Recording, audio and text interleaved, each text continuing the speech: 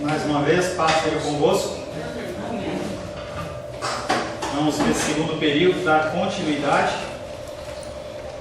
a esse tema que nós estamos falando sobre santidade sem a qual ninguém verá o Senhor, em que Cristo, Ele é tudo. Cristo é tudo. Se as pessoas elas bebessem água nas suas casas, como bebem água na igreja, não haveria problema de rim com ninguém. As crianças, a gente pergunta, as crianças falam, pastor, a água da igreja é mais gostosa. Deve ser alguma coisa desse tipo, né?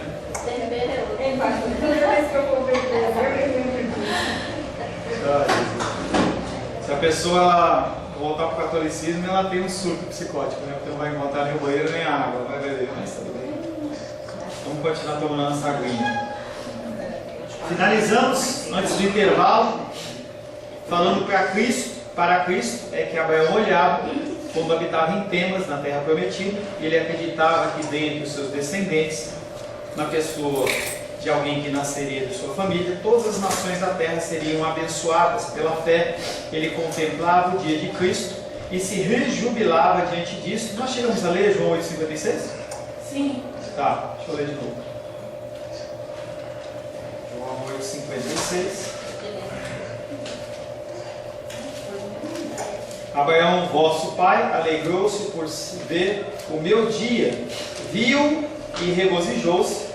E eu finalizei meio que perguntando como é que Abraão viu, e aí nós começamos um debate, uma discussão a respeito da fé, em que a fé ela não é algo que ela é movida segundo o meu desejo, segundo os meus padrões, segundo o meu querer, mas a fé ela é algo que é implantada pelo próprio Deus no nosso coração. Uma das frases que eu já ouvi do Bispo Macedo, que são verdadeiras, é que ele fala que a fé nossa é uma fé sobrenatural, não é uma fé qualquer, é uma fé sobrenatural. Jacó falou aos seus filhos a respeito de Cristo, quando jazia moribundo. Jacó assinalou a tribo do qual Cristo haveria de nascer, e predisse que a ele obedecerão os povos, que ainda haverá de ter cumprimento. Pastor, já li Gênesis, eu nunca vi Jacó falar de Jesus. Gênesis 49:10. Conforme nós já falamos, a revelação da figura de Cristo nas Escrituras, ela é progressiva. E apesar daqueles homens falarem do que eles não conheciam, dentro da nossa visão, já entendendo o Novo Testamento, nós podemos sim ler segundo uma nova ótica. Gênesis 49, verso 10. O cetro não se arredará de Judá. Quem carrega o cetro? O rei. Quem é o rei? Jesus. O cetro não se arredará de Judá, nem o bastão de entre os seus pés, até que venha Siló, e a ele obedecerão os povos.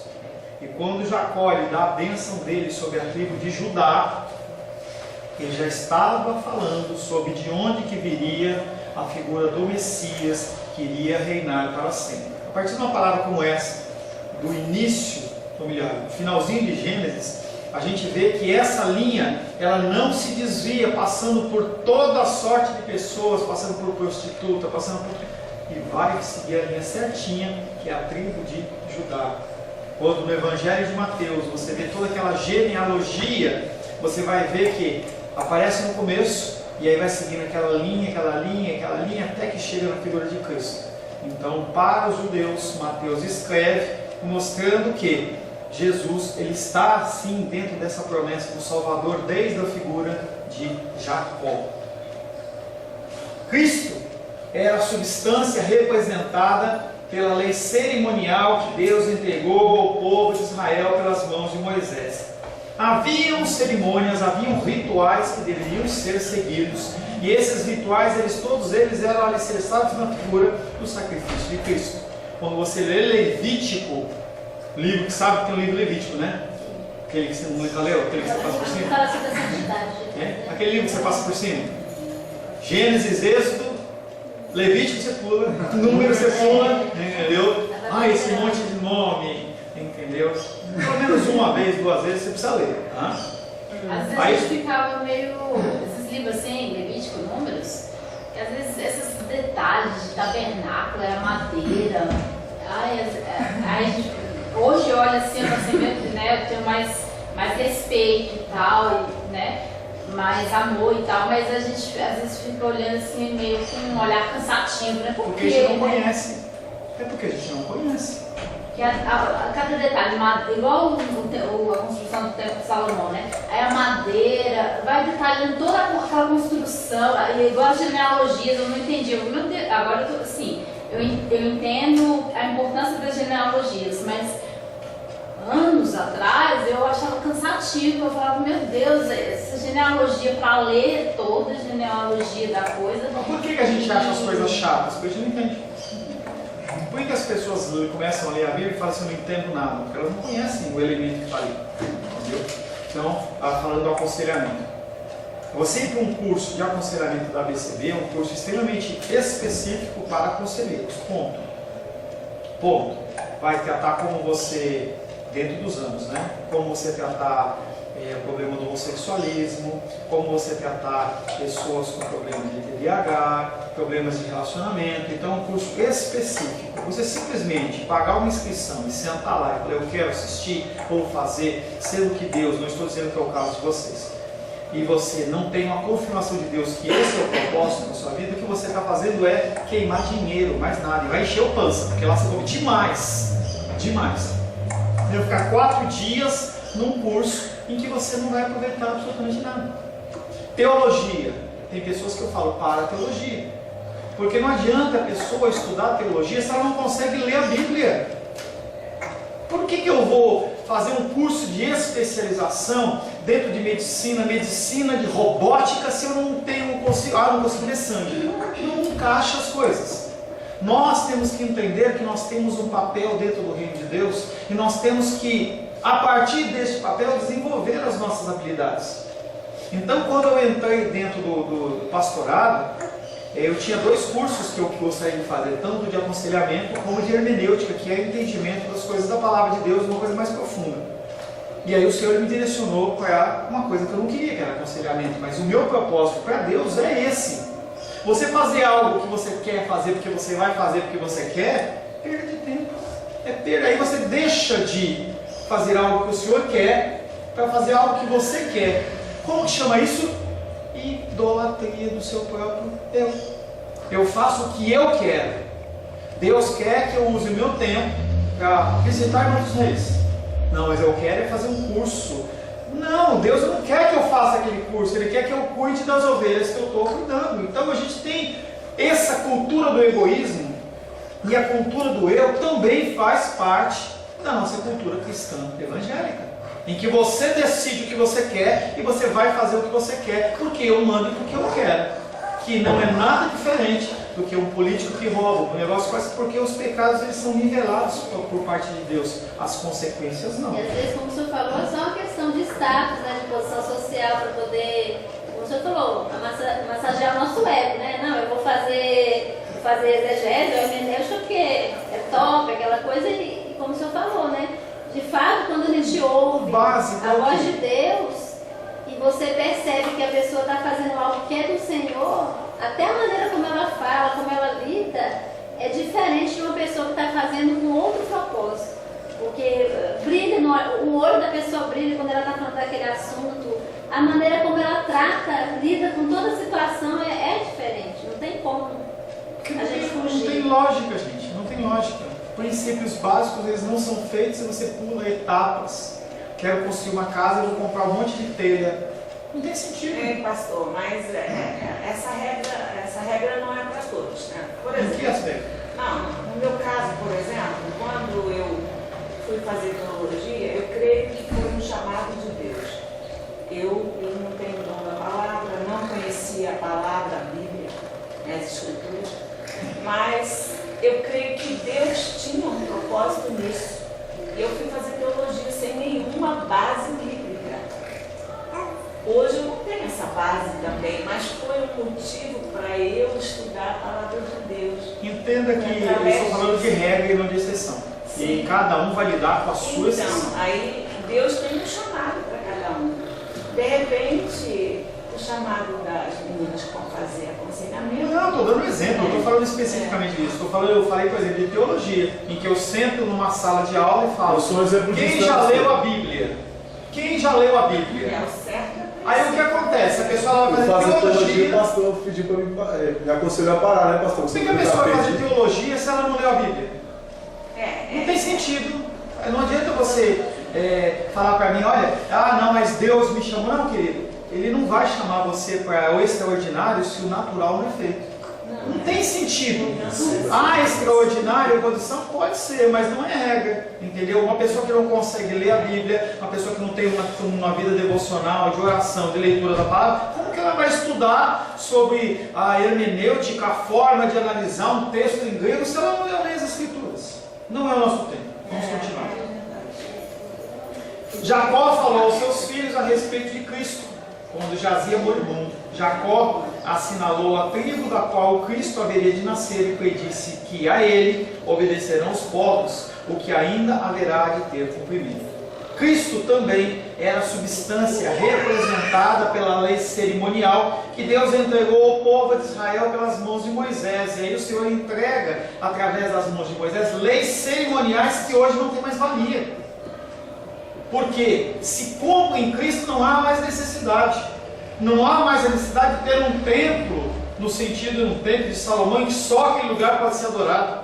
Não há necessidade de você ter um véu separando para que ninguém tenha acesso a Deus. Porque Cristo, Ele rasgou esse véu e Ele é a ponte. Não há mais a necessidade de você depender de um sacerdote para você ter relacionamento com o Senhor. Você, através de Cristo, chega-se a Deus. Pastor, agora, o pastor Macedo, ele fez aquele bem. O senhor acha que ele está certo ou errado? Ele está totalmente errado, porque ele criou uma coisa apenas para soberba da parte dele, da igreja dele. E em nenhum lugar da Bíblia diz que nós temos que reconstruir o templo de Salomão. A adoração não vai ser reconstruída em cima do templo de Salomão, e sim da adoração única e exclusiva que nós temos dentro da nossa vida e do nosso coração. Um templo em que é cheio de ouro, que é cheio de vestes sacerdotais, em que ele deita dentro de uma banheira de ouro para receber a revelação de Deus, não está nas Escrituras. Não está. E quem foi que disse que ele deita lá para receber? O quê? Quem disse? Ele. Tem vídeos dele na internet que ele está deitado na banheira de ouro maciço, em que ele fala: aqui eu recebo a revelação de Deus. Eu ouvi ele falando da boca dele. Porque assim, eu não sei essa questão de você, da vida dele, essa coisa que o Senhor está falando. Mas eu não sei se você sabe do cantor Juliano Som, que nossa, é uma bênção, assim. E ele, eu não sei, acho que ele é de família de posses. E eu não sei agora, mas um tempo atrás ele fazia um trabalho muito grande lá no sertão do Nordeste. Então essa gastação de dinheiro com esse templo, é muito melhor você fazer um investimento nas vidas, às vezes tá, né, em São Paulo, nesse negócio. Pessoas são mais importantes do que coisas. Além do que uma amiga minha, era da Universal, ela disse que ele tem, além das ilhas, né, todos nós sabemos que ele tem, né, ele tem palácio subterrâneo no oceano, com dinheiro arrecadado. O importante. Com dinheiro arrecadado dos fiéis. A lei cerimonial, ritualística, ela morre com a figura de Cristo. Nós temos a figura de Cristo, não há meios. Eu para ir a Cristo eu tenho que trazer meu dízimo, eu para ir a Cristo eu tenho que trazer uma oferta, eu para ir a Cristo eu tenho que vir com a veste tal, eu tenho que estar de terno, eu tenho que estar... Não existe esse conceito de lei cerimonial, ritual, não existe mais essa necessidade, porque o Senhor rasgou o véu para que nós pudéssemos ter livre acesso ao Senhor. Toda a lei cerimonial caiu a partir do sacrifício de Cristo, é um sacrifício único. Os sacrifícios matutinos, vespertinos, o contínuo derramamento do sangue, o altar, propiciatório, sumo sacerdote, a Páscoa dentro daquele molde, o dia da expiação, Todas essas coisas eram outras, tantas representações simbólicas da figura de Cristo. Quando Cristo ele nasce, quando ele morre e quando ele ressuscita, essas coisas deixam de ter sentido. Por que eu vou falar de algo simbólico se há a figura do real? E aí as pessoas elas fazem culto judaico, e aí em vez de chamar Jesus de Jesus, chama de Yeshua HaMashiach. Em vez de chamar Deus de Deus, eles chamam de Adonai, Elohim e tudo mais. Não quero falar Espírito Santo, eu falo... Holy Spirit. Não, é inglês. Pastor, mas a pessoa, assim, não sei da igreja, no ambiente da igreja não, mas... Acadêmico, beleza. Mas eu falo assim, você e Deus, você usar esses termos, você e Deus no seu nome devocional, Amém. como forma de adoração. Amém. Você pode fazer o que você quiser, mas as pessoas não fazem isso especificamente nos devocionais. Eu não conheço a vida de cada um, mas as pessoas, quando eu começar a falar em hebraico aqui, você vai entender o quê? Deixa eu falar em grego. Começar a usar expressões, o que vai acrescentar para você, a não ser você olhar para mim e falar assim, nossa, Pastor, mas eu gostei do senhor dizer que está estudando grego, porque Amém. por isso o senhor está... Mas eu tive que parar, eu vou retomar em algum tempo. Mas entenda que o estudo, esse tipo de estudo, ele é acadêmico, no sentido de você entender melhor coisas. Agora, não adianta eu querer estudar grego se eu não leio a Bíblia em português. Não adianta, não adianta. Tá? Todos esses símbolos, bandeira de Israel, eu tinha o chifre que eu tocava, que era o shofar, tudo isso é símbolo de Jesus. A partir do momento em que ele vem, não tem mais sentido, não tem mais necessidade. Deus teve compaixão das fraquezas do seu povo e ele lhes ensinou a respeito de Cristo, linha após linha, conforme devíamos ensinar aos nossos filhos, sobrinhos, netos, através de comparações. Foi especialmente nesse sentido que a lei serviu de âncora para conduzir o seu povo a Cristo. A palavra de Deus inteira tem um objetivo: conduzir a gente a Cristo. Amém. Gênesis, Êxodo, Levítico, Número, Deuteronômio, Josué, Juízes, Ruth, Naum, Abacuque, tudo isso aponta para Jesus Cristo. Tá? Gálatas capítulo 3, verso 24.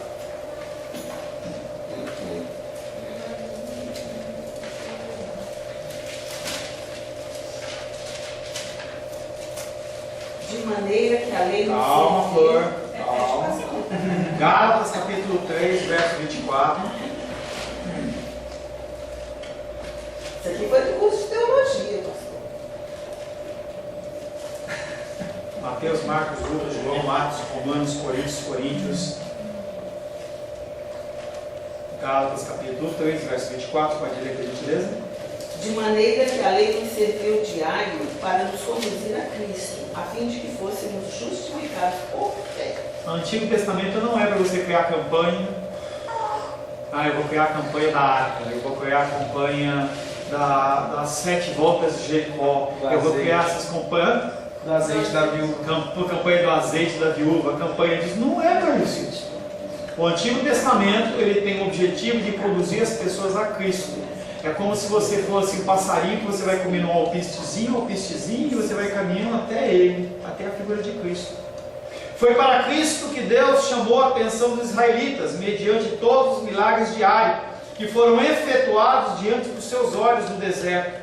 A coluna de fogo e de nuvem que os guiava, Jesus Cristo. O maná que caía do céu, o maná era o quê? O pão. E aí Jesus Cristo era o quê? O pão vivo que desceu do céu e que alimentava-os a cada manhã. Por que a cada manhã? Porque a oração do Pai Nosso, Pai Nosso, Pão Nosso, a oração do Pai Nosso, Pão Nosso que cada dia nos dai hoje. Por isso que o maná ele caía todo dia, você tinha que pegar todos os dias. Uma forma de dependência, né? A água que jorrou da rocha, todas essas coisas eram símbolos de Cristo. Aparece num certo momento dentro da história do povo de Israel a figura de uma serpente de metal, em que aquelas pessoas trabalharam com idolatria. Eles estavam se desviando dos caminhos do Senhor e o Senhor mandou serpentes fisicamente para comer eles e matar eles. E as pessoas começaram a morrer. Correram para Moisés: estamos morrendo, a cobra está picando. Aí Deus fala: constrói uma cobra de metal, coloca um suporte. deixa lá pendurado. As pessoas que forem picadas e olharem, elas são curadas e eram curadas. Acabou o problema das cobras. O que eles tinham que fazer com aquela cobra de metal? Destruir. O que eles fizeram? Deram um nome para ela chamada Neustan e ficaram adorando ela lá para a Babilônia. Naquela época toda, 100, 200, 300, 400 anos para frente, adorando a cobrinha de metal. Não vamos guardar, não vamos jogar fora. Vai que aparecem as cobrinhas de novo e picando a gente vai poder olhar. Não há mais necessidade disso. 1 Coríntios capítulo 10, verso 4. Mildinha, por gentileza. 1 Coríntios capítulo 10, verso 4. Verso 3 e 4, por gentileza. Todos eles comeram de um só manjar espiritual e beberam da mesma fonte espiritual, porque bebiam de uma pedra espiritual que os seguia. E a pedra era Cristo. De quem que eles estão falando, Lourdinha? Todos eles quem? Bom, eles estão falando de Jesus, né? Não, a pedra espiritual sim, mas quem são eles que comeram de um só manjar espiritual e beberam da mesma fonte espiritual? Judeus. Povo de Israel, judeus, que antes eram hebreus, tá? A ideia é, o apóstolo Paulo está discorrendo e falando assim, olha, não é só para agora. Aquelas pessoas lá no deserto, aquelas pessoas lá no Egito, a época de Abraão, aquele povo todo lá, todos eles comeram de um só manjar espiritual nebuloso, comeram de um só manjar espiritual e beberam da mesma fonte espiritual, Cristo. Ou seja, desde o início de Gênesis, do início, a figura de Cristo sempre foi aquele que alimentou a nós, que nos dá a direção. E aí nós vemos o exemplo da coluna, todas as coisas. Toda a provisão que Deus derramou para Israel era Cristo, né? Não entendi. Toda a provisão que Deus derramou era Cristo. Tudo era simbolismo daquele que precisava. E aquilo que você falou da dependência, em que o povo de Israel estava ali andando no deserto. Por que deserto? Por que no deserto? Porque o deserto não tem água em abundância, não tem alimento em abundância. Foi uma forma de ensinar aquelas pessoas a ver o quê? Abaixar a cabeça. Por que eu e você passamos por lutas e dificuldades? Para que a gente possa reconhecer a figura de Cristo nas nossas vidas. E se você não tiver nenhum problema de saúde, se você não tiver nenhum problema emocional, se você tiver a tua família tudo em ordem, tudo certo, tudo beleza, não tem nada, nenhum problema, Balada. vou viver a vida. Uhul! Bora comemorar. Para quem entendeu? Uhul! Entendeu? Vou viver a vida. Que é exatamente o que todo ser humano quer. Foi o que a Beleza falou. O que as pessoas querem hoje? Ser feliz. E aí, uma coisa para mim que é felicidade, para Deus não é. Quem que vai prevalecer? A minha vontade ou de Deus? É de Deus. O irmão Cláudio estava lá no hospital. Teve que tomar medicamento, fazer exame. Dependência. Se você tiver os seus problemas totalmente resolvidos agora, e você tiver a abundância de tudo, qualquer um. Por isso que o Senhor permite que nós conseguimos ouvir e começamos a ver pelo pouquinho. Quando Ele permitiu isso, e Ele também permite o livramento. Todas as situações são assim. Ontem à noite eu estava conversando com meu irmão sobre isso, né? E aí meu irmão falando isso, e eu também, ele falando uma coisa que eu já estava pensando um pouquinho antes de ele falar, que é essa questão que o crente, a gente não sabe lidar com a felicidade, porque ele falando isso, que Deus nos dá a bênção, a gente passou pelo deserto, nos deu a vitória, a gente está vivendo aquele momento de vitória, que está tudo bem, de alegria, de contentamento, mas se Deus estender aquele momento de alegria, a gente normalmente, a gente não sabe lidar com esse momento de felicidade, porque a gente acaba esquecendo de Deus mesmo. E aí meu irmão até citou os exemplos de Davi, que ele sempre estava indo para a guerra, lutando, e aí um dia ele decidiu não ir para a guerra, ficar em casa. E aí foi aquela queda dele com a Batseba, e aí ele também contou o exemplo de Gideão. Aí falou, o exemplo de Gideão, que ele o negócio lá que ele adorou uma estátua lá. Sei lá, ele fez uma estátua e de Arão também, assim. Gideão fez pó. Ele fez. Que depois de que ele venceu, né, lá junto com o povo, aí ele fez uma estátua lá e adorou a estátua lá. Não sei, alguma questão assim, né? Então a gente acaba esquecendo, né? Se Deus estender esse momento, a gente normalmente não sabe lidar com o momento feliz. Porque com o tempo a gente vai descendo, se enchendo de si. É bom a luta? Lógico que não. Lógico que não. Eu estava vendo. Lógico que não. O que acontece é, a gente precisa disso para crescer. Ir para a escola. Pega uma criança e fala, vai para a escola. Não quero. Mas e aí? Nós como pais, como autoridades orientais, vamos deixar que eles não vão? Vai ser pior para eles. Gabriel estava na frente. Fala, Gabriel. Você ia perguntar uma coisa. Não, eu ia dar exemplo do que o senhor falou, né? Quando a gente tem tudo, a gente meio que esquece de Deus, né? Não é meio, esquece mesmo. Esquece. Não adianta comer a E assim, esquecemos. o senhor acompanhou um pouco de mim, eu fiz os investimentos, né, empresariais no começo do ano. E tipo assim, os nossos planos, meus empresários, era... A gente até brincou, vamos viajar para Disney, vamos conhecer Londres, ir para a Europa, qualquer lugar, tipo assim, a gente queria tudo.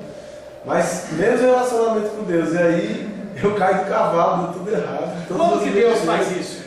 Com quem Ele faz isso? Eu voltei para o discipulado com o pastor. Com quem Deus faz isso? Glórias a Deus. Quem que Ele faz isso? Glórias a Deus. Ele faz isso. Com os eleitos. Com os dele. Os eleitos. É com os dele. Tem milhares de crianças morrendo de fome aí. Você e eu nem tomamos tempo em relação. Mas se for nosso. Entende? Como é que ele age? É com os dele. E aqueles que não são dele? Deixa com ele. Romanos, quando você lê esse Romanos, eu vou falar um pouco hoje, não sei se vai ser hoje, mas em que ele entrega, você quer, vai. Quer, vai. Vamos ver até onde você vai. Vamos até ver onde você vai. Sem exemplo de historinha. Sem exemplo de historinha. Vamos funcionar. Não, senão você vai colocar uma história desse tamanho, tem 5 minutos. Vamos. Por favor. Se for historinha, eu corto. Misericórdia. Se for historinha, eu corto. Você Misericórdia. está perdendo seu tempo. Vamos. Vi no jornal, algum tempo atrás.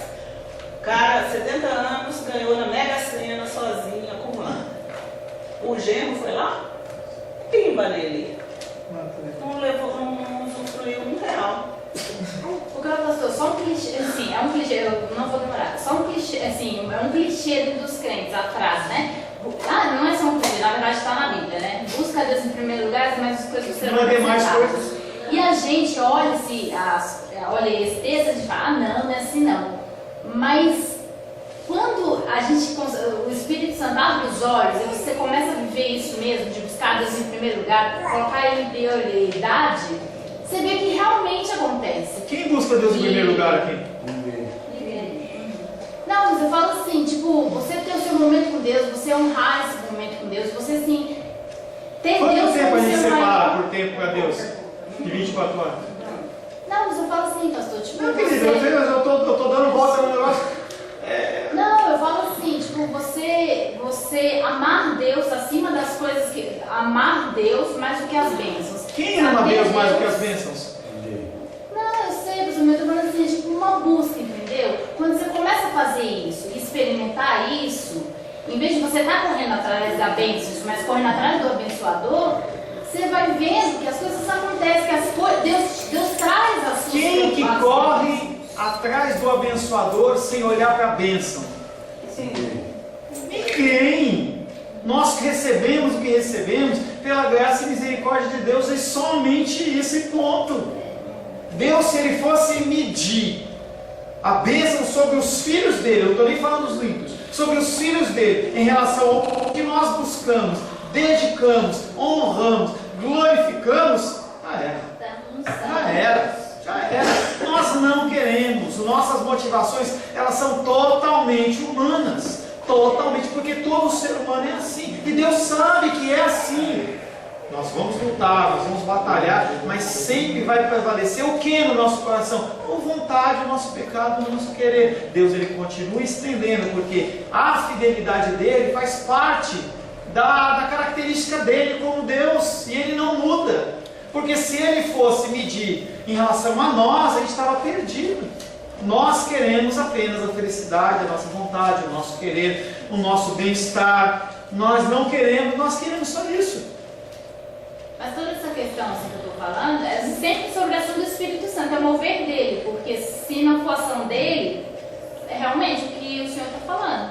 A gente não faz nada. Então, essa busca ou qualquer coisa em relação à palavra, ao reino, tudo, é a ação do Espírito sobre a nossa vida para nos levando a isso. Né? Entendendo que a ação do Espírito Santo, ela é soberana, mas tem uma coisinha dentro do nosso coração que chama-se carne, em que o Senhor lá em Gálatas ele fala que é a luta entre a carne e o Espírito. Quantas vezes nós damos vazão à nossa carne, nós damos vazão à nossa carne, entendeu? Em vez do Espírito Santo, mesmo sabendo que a gente está errado. Quantas vezes? Todas. O que acontece? Deus, na sua soberania, Ele controla e as coisas são regidas de tal forma que mesmo que eu não queira, Ele quer. E aí a coisa acontece. É uma cena que de vez em quando eu começo em aconselhamento a conversar com a Edilene, e aquela figura clássica do tanque lá na Praça Celestial da China, em que o cara fica na frente do tanque e o cara está desviando, desvia para o lado, desvia para o lado. Mas o rapaz ele consegue parar o tanque? Não para. É como se nós queremos parar a figura de Deus. Nós vamos até certo ponto. Quando chega naquele ponto, Deus fala: vem, acabou. Acabou. Eu quero aqui. Mas é para não desanimar o Guise. Tá certo. Eu joguei pesado porque eu sei com o que eu estou falando. Pois é, a busca que a gente tem que ter diariamente é só isso, né? Não desanima, não. Não.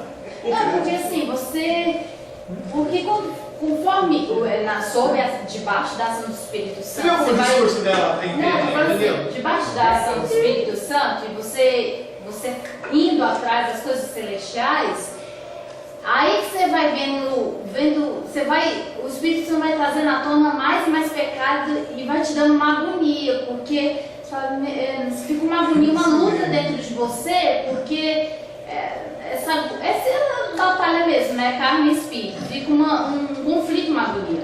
E tem uns 3 versículos assim que Deus me levou a ver, que eu descobri na Bíblia, de misericórdia. Então, assim, de uma certa forma, tem essa batalha, esse conflito, fica essa guerra dentro de você, mas de uma certa forma é o descansar na misericórdia, porque não há o que fazer nessa batalha inteira, né? Interna, né? Não há o que fazer.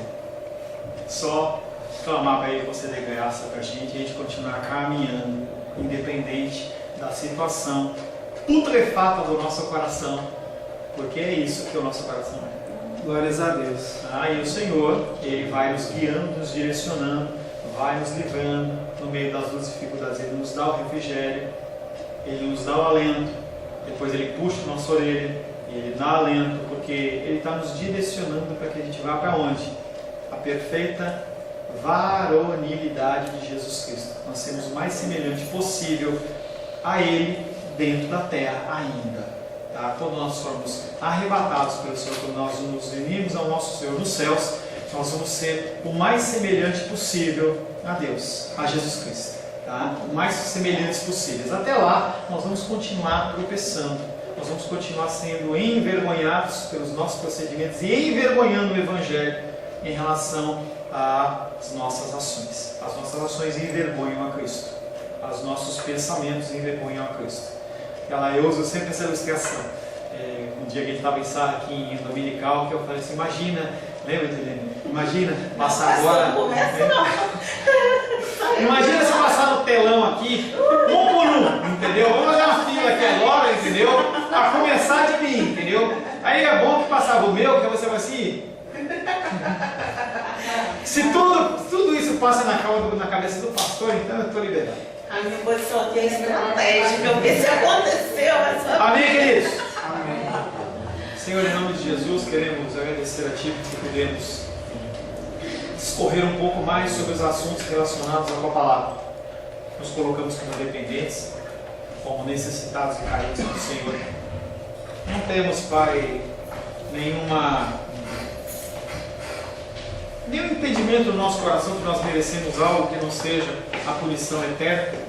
E cada vez mais o Senhor tem descortinado a palavra aos nossos olhos, para que nós possamos nos colocar, Pai, na posição devida, que é uma posição de dependência e clamor por graça e misericórdia do Senhor.